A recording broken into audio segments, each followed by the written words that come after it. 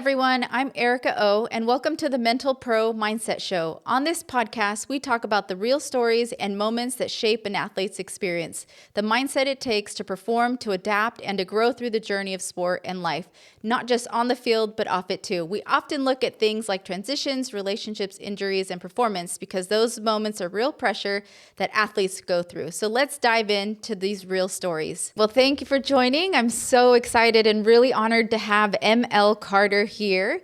He's a former professional football player, played 3 seasons with the Kansas City Chiefs in the NFL, and also played in the Canadian Football League, as well as the United States Football League.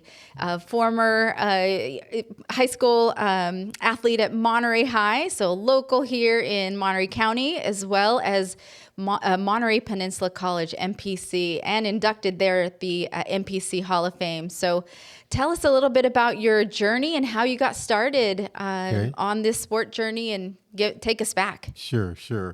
Was born in Beaufort, South Carolina, moved to California when I was 3 years old. We moved to Oceanside. My dad was in the Marine Corps, moved to Oceanside, California. We were there up until the time I was 12, and then we moved to Seaside when I was 12 years old. Attended Fremont Junior High School, attended Monterey High School, attended MPC, went to Cal State Fullerton on a football scholarship, and started playing sports when I was 5. Actually started with baseball. I was a fan of baseball. I thought that baseball would be my sport.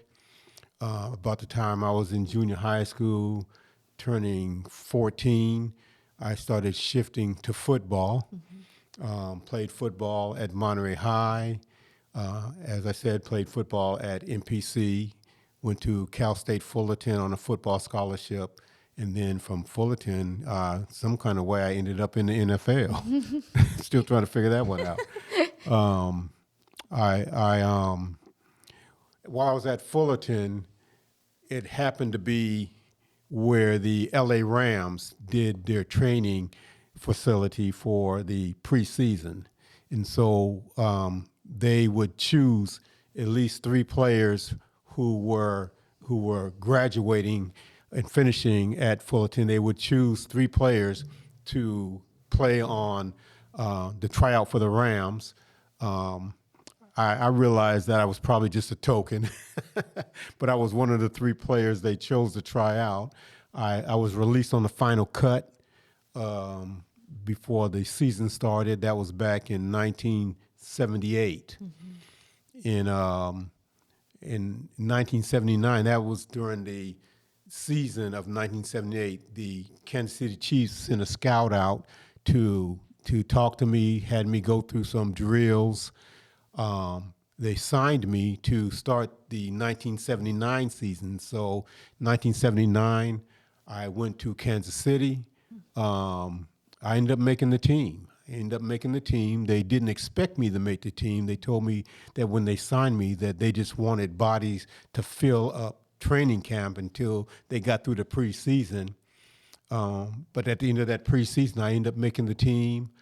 About halfway through the 79 season, I ended up starting. By the time the season was over, I ended up making the all-rookie team, the Football Digest all-rookie team. Played 2 more years with the Chiefs. While during the course of those 3 years with the Chiefs, I ended up having a knee injury. The knee injury affected me to the point where at the end of my 3rd year with the Chiefs, they released me. Went to Canada, tried to continue my professional career, re-injured the knee. They ended up releasing me. By that time, in 1983, the United States Football League started. And so I played the inaugural year of the United States Football League. Played all 17 games, made it through the season without any issues. And then as the next season was starting, re-injured the knee, which ended up forcing me out of football altogether. And then I was left with the realization. So no more football, which was a huge part of my life. Now what? And so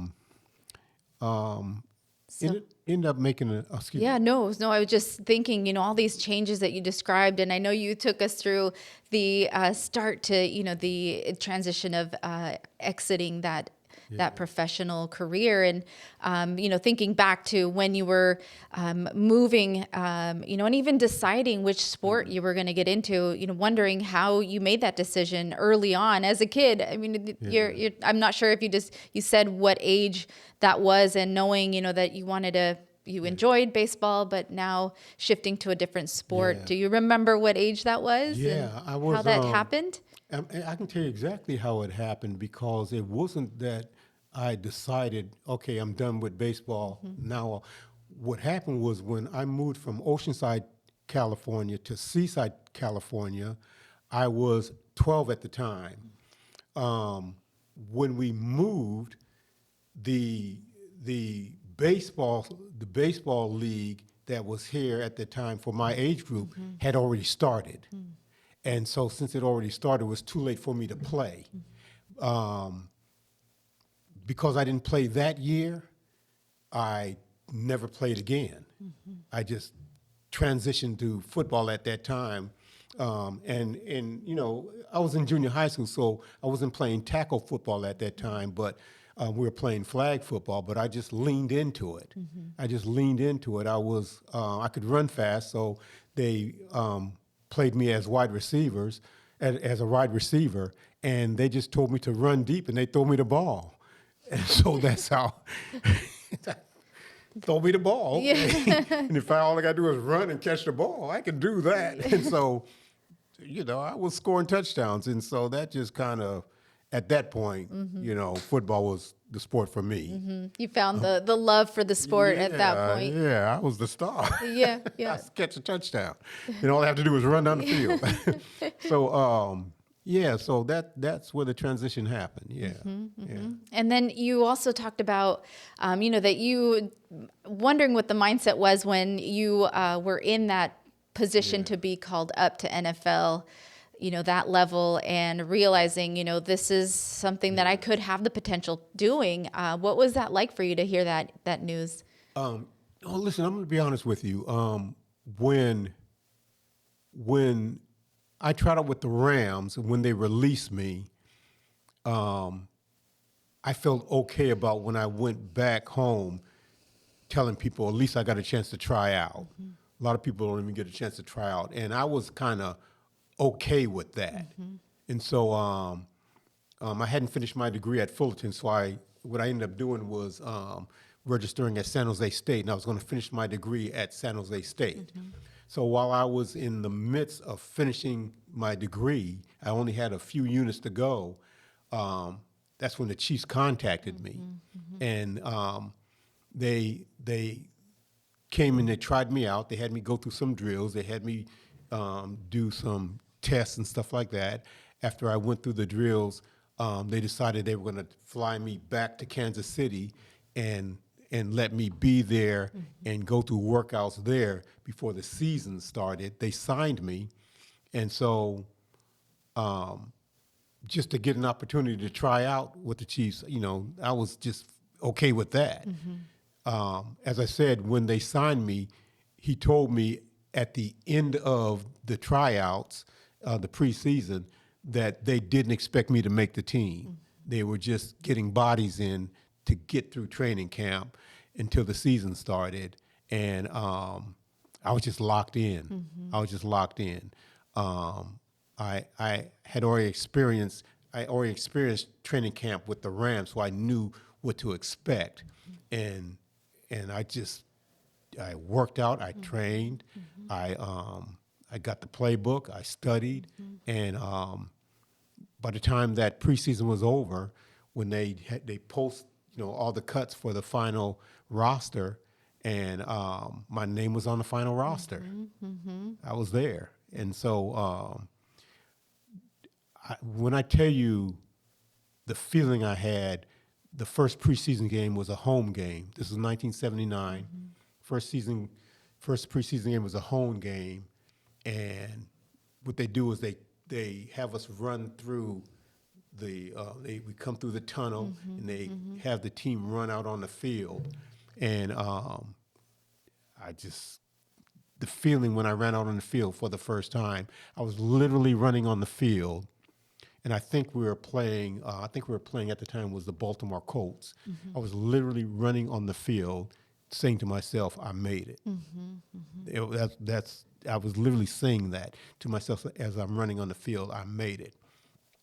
I was the nickelback, so I was playing a lot. I was on the field a lot on defense, coming in, covering third receivers and that kind of stuff. So I was on the field playing a lot. About 7 games into the season, 16-game season, 7 games in, I literally won the starting position. So I was starting as a rookie in the NFL, and I'm not gonna lie, I was like feeling good about myself.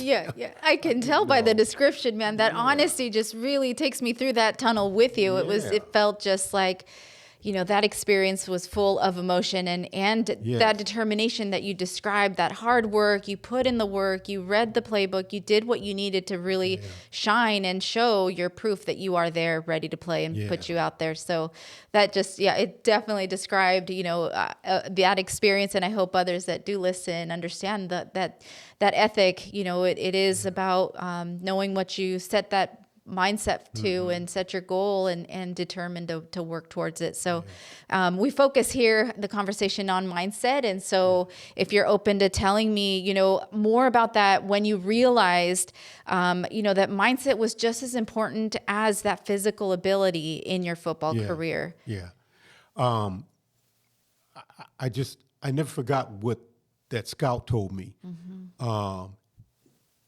He told me that when they signed me, that they didn't expect me to make the team. And so they came from Kansas City. The scout came from Kansas City. I was living in San Jose at the time, going to San Jose State, finishing my degree. He came literally from Kansas City to San Jose, put me through tryouts, with the thought that I wasn't going to make the team. And I thought about that later, that he came from Kansas City, flew to San Jose to try me out, to sign me, to come into training camp, but didn't think I was going to make the team. So, of course, when I made the team, I felt like, kiss my behind. You know what I mean? And then I ended up, like I said, starting. And went through that first year, and then to have the head coach come and tell me, call and tell me that I had made the Football Digest All Rookie team, and that in that Football Digest that came out that year, there's a magazine that comes out, and my name was in that magazine, and I was on the first team, second team, corners. As rookie of the year, one of the rookies of the year. And so I just felt good about that. Absolutely. I felt like, that even though they didn't think I was going to make the team, I not only made the team, but I shined as in playing my position. Absolutely. There to work and do what you're there to intended to do. Right. And with those people doubting you, man, that added just the fuel to your, fire, just to keep you motivated and pushing you towards that hard, work and getting you to that position that you were working for. Yeah. I'm just so excited to hear, that you did not let those doubters and that negative outside noise. I mean, it was pretty, clearly in front of you, distracting you and possibly even pushing you to that limit where, you start doubting yourself. So I just praise you for, allowing yourself to get to that point where you said, nope, kiss my behind, and here I am, and I move towards the next. So how about Any moments that you felt like your mindset was impacting you on, on the field, or if there was any situations that you noticed like, man, something's, getting in the way in between my ears, right? We say that, what happens in between the ears, that's the most important, whether it's that, conversation that you're telling yourself or, something that is helping you. But I'm wondering, if there's anything that you notice that your mindset directly impacted your performance on the field. Okay, so let's fast forward to my second season. I make the Football Digest All-Rookie team. I'm thinking coming into my second season that, that I've proven myself, that I have the position locked down. I still have to produce. I still have to perform, but I've proven myself. Only to find out that during the off season, there was a player. He had been expected to be a first round draft pick in the NFL. The team that had his draft rights was the New Orleans Saints. I can call his name. He's a great player. His name was Eric Harris. But Eric didn't want to play for the Saints. So rather than play for the Saints and risk getting drafted by them, he opted to go to Canada. So he went to Canada. He played in Canada. He had played 2 years there. And after 2 years playing in Canada, he decided he wanted to come back to the NFL. The Chiefs got his rights. They got the rights to him to come back. They had paid New Orleans a certain amount of money. They got Eric's rights. So after all that I had done my rookie year, the next year they're planning to bring Eric Harris down from Canada to be the starting right cornerback, which means that they were going to literally just place him in the position that I thought I had earned. So, that bothered me. I ain't gonna lie, it messed with my head. It messed with my head. It didn't affect my play because I knew that if I showed them what I showed them the previous year, that I could earn the position. And so, I had a good preseason. But when they signed Eric, when he came down, they their intentions were to make him the starter. And so they made him the starting cornerback. So that relegated me back to playing nickelback. I was on the field a lot. I still played a lot, but I thought I had earned the position. What I realized that it's a business. It's a business. I thought all through my previous years of playing football, that I earned my position. I played hard and I earned the position. And here I was in a league where certainly you do have to earn your position, but when it comes right down to it, it's a business. Here I was, 5'9", 175 pounds playing corner, and that was considered small for a corner. Eric was 6'3", almost 200 pounds. He was what they saw as the ideal, stereotype corner. He's a good player too. I thought I was better. I thought I was better. But anyway, he ended up getting the cornerback position, and I still played a lot as a nickelback, but it did bother me. I ain't gonna lie. Yeah, no, I appreciate your honesty. And as you were describing, staying locked in and really working in your position, like you said, it's a business. I got a job. I've got to perform. Was there anything that helped you stay really mentally strong as you were, coming up to these setbacks in your career? I at that time, I had my family. I was married. I had a 1-year-old son, and I just kind of focused on my family, and relied on my family for support and so forth. And even that ended up, becoming a problem. I ended up divorced after my fourth year. Ended up divorced, and that didn't work out. I'm happily remarried. Been married for 38 years. My wife Beverlyn, but there's a lot that was going on. There was a lot that was going on. during that time. And trying to stay focused really required a lot of effort. There's a lot of effort. Do you remember what that was? What helped you stay focused and in that direction of continuing to perform at the level that you needed to, and push away any of these struggles, or at least help you overcome some of those challenges? One of the things that helped me stay focused was because I was a Christian. I believed in Christ. I prayed a lot.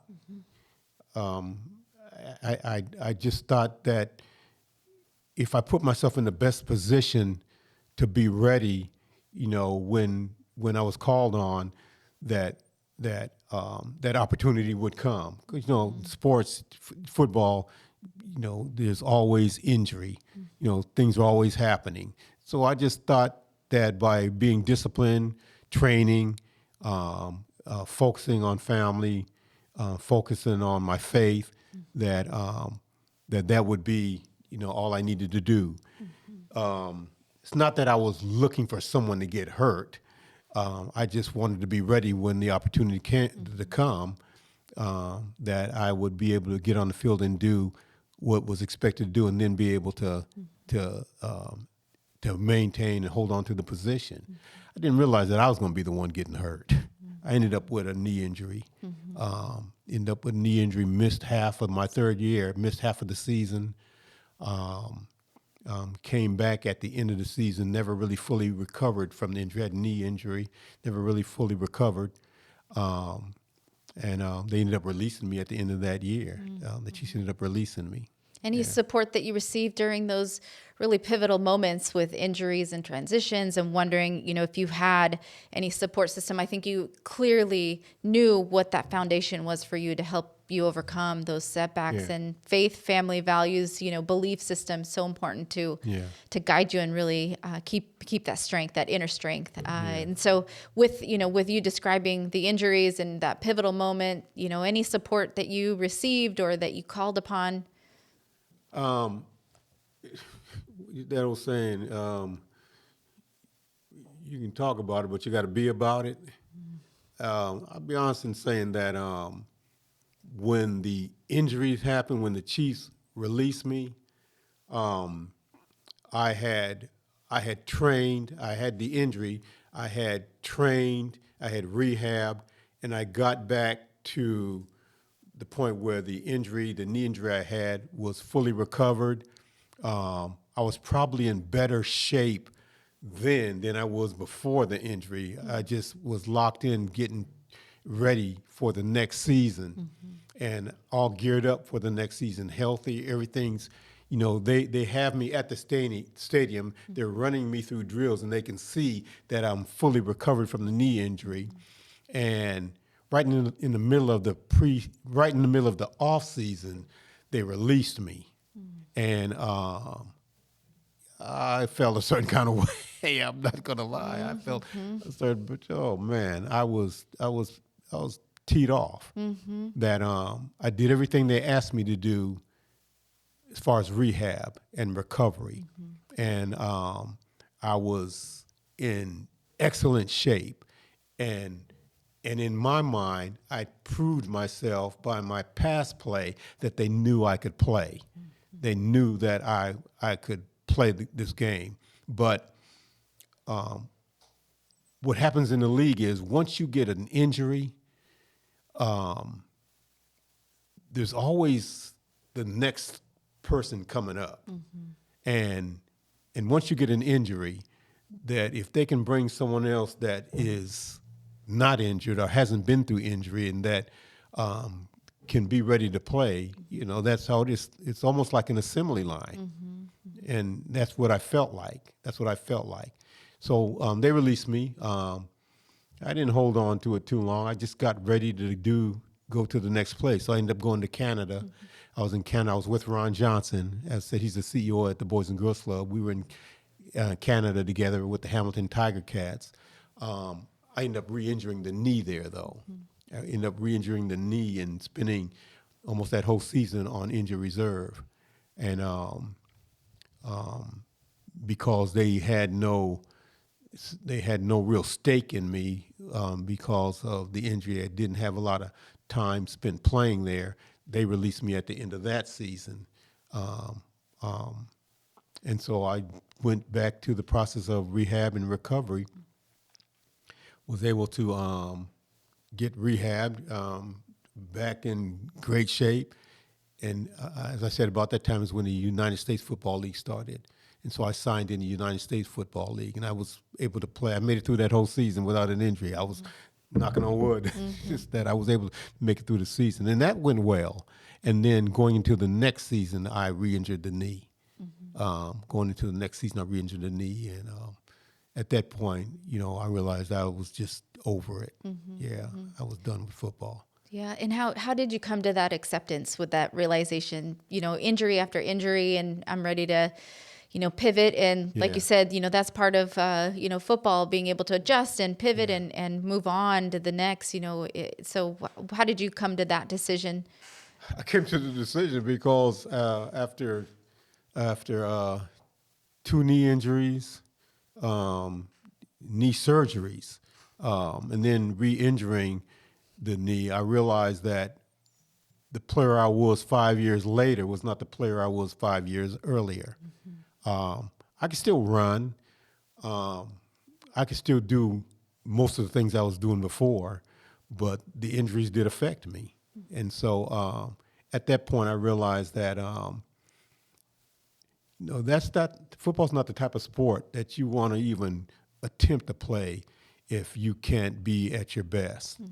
And I came to the realization that I wasn't the same player I was before. If it was a situation like I was a first round draft pick, and I went through a couple of injuries, they've invested so much money in me that they would give me the opportunity to try to work through it.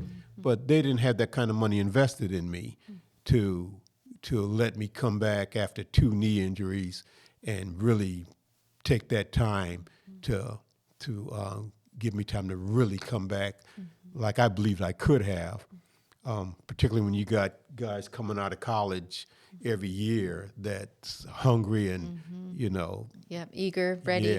Yeah. What would you attribute any missing link that could have been, a piece that would have helped you in that position or in that moment of, the injuries were happening, transitions were happening, anything that you felt, could have been something to really get you through those challenges? Well, we talked about this, that, they have in the league now where they address like those things that deal with the psychology of football and Mental health, the mental health part, performance, stress. They really didn't have that in place when I was playing, so I just had to deal with it. I leaned on my faith. I believe in Christ, and I leaned on my faith, and in things the Bible teach about how to deal with situations like that. But like I said, it's one thing to talk about it, it's another thing to be about it. You really find out what you really believe in times like that. And so, and I really believe what I believe as far as my faith. And I leaned into that to the point where I'm confronted with, should I keep trying to play or should I, let it go? And I realized that I could let it go. I could let it go and it not, cause me to go into a dark place or, a deep place. I could let it go, and I did. I could let it go, but I really didn't know where I was going next, though. And so I could let football go, but as far as my future, as far as career-wise, I wasn't sure where I was going with that yet. I had a little bit of money put away. By this time, also, let me add too, by this time, I'm divorced. Yeah, I'm divorced. But in a new relationship, career-wise, I left football not knowing what I was going to do career-wise. I ended up, the first job I had after football, I worked, Montgomery Ward's had a big catalog warehouse in Kansas City. It was probably the second large. They had 3 or 4 catalog warehouses. One was in Oakland, one was in Kansas City, one was on the East Coast, another one was somewhere else. And the one in Kansas City was the second largest. I ended up getting a job at the Montgomery Ward catalog warehouse as a floor supervisor. And so a lot of the things that I applied to training and getting ready for football, as far as mindset and discipline, I applied to that job, and I did pretty good at it. I was a floor supervisor. The floor I worked on, we had like 80 employees, and I approached it like a football player. I just leaned in. Yeah. And Yeah, it those turned skills. out I was a good manager. Well, and those skills are so transferable, like you Yeah. described. The work ethic, the determination.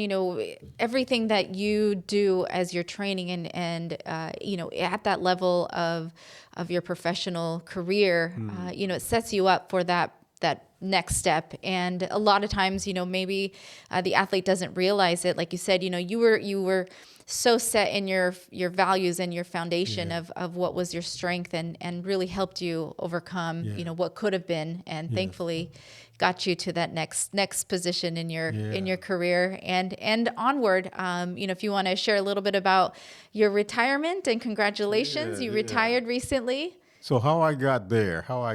So I went, as I said, I was a supervisor for the Montgomery Ward catalog warehouse. Of course, with the onslaught of online shopping, the catalog kind of business kind of went away. And so I left that job. I worked for a truck line. I was a dock supervisor at a truck line in Kansas City before coming back to California. I ended up coming back to California with my now wife. That was back in 1987.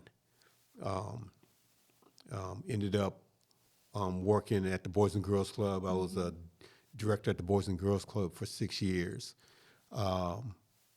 with Anthony Tony and with Ron Johnson. Left the Boys and Girls Club and went into ministry.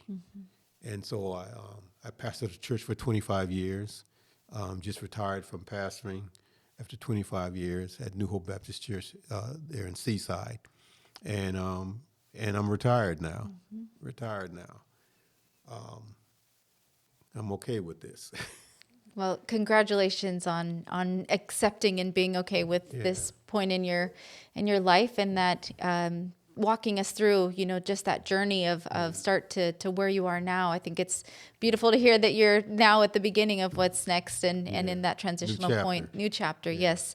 And so one question that I leave the audience with and ask every guest to leave that piece of advice to share, if you only knew what you know now, and offer, something that really helps you, or to see what would help that younger generation with what you've experienced. What I would say to the younger generation, or the younger me, first off, I was an athlete, and I leaned into it. And my mindset was, because I was a good athlete, that it was going to take me wherever I wanted to go.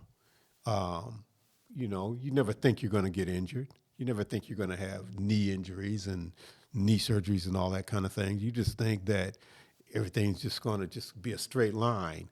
And so I leaned into it. But I would say to any athlete, that,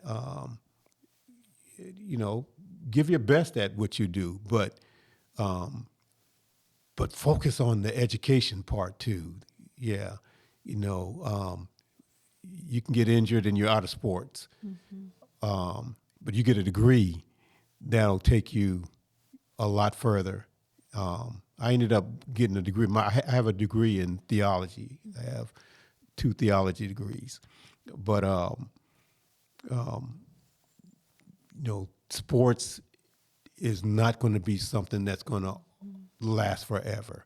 You're gonna have injuries. You might get to the point where you're too old to play a particular sport or whatever the case may be. Give your all at it.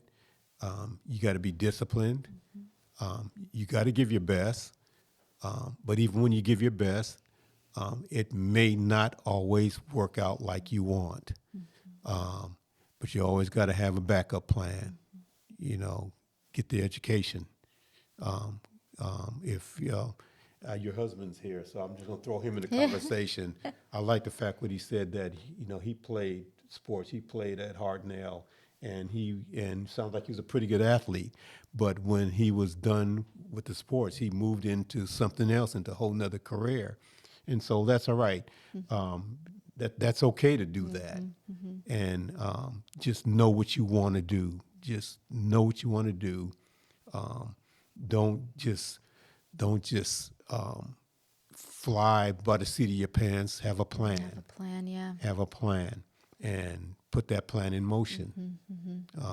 And I think also, as you were describing, the identity earlier on too, that, it's your identity was sports and, not really having, you're tied to it. You work hard, to be that athlete and have that position and, whichever direction that it's taking you, but also know that there are other pieces to who you are. And that includes, your education, your beliefs, your values. I think those are so fundamental and just that solid foundation, as I like to describe. It's that, foundation that the house is built upon. So if you don't have that solid foundation, know who you are and how to, really understand that, it crumbles. So I appreciate you really sharing all that insight and I thank you for being here, having this conversation and enjoy your retirement. This is the longest interview. Thank you so much for being here. Yeah. No, I enjoyed being here. I really enjoyed being here. I thank you for having me. Very appreciative. I was able to purge a little bit. All right. Yeah. Thank you. Thank you. Okay.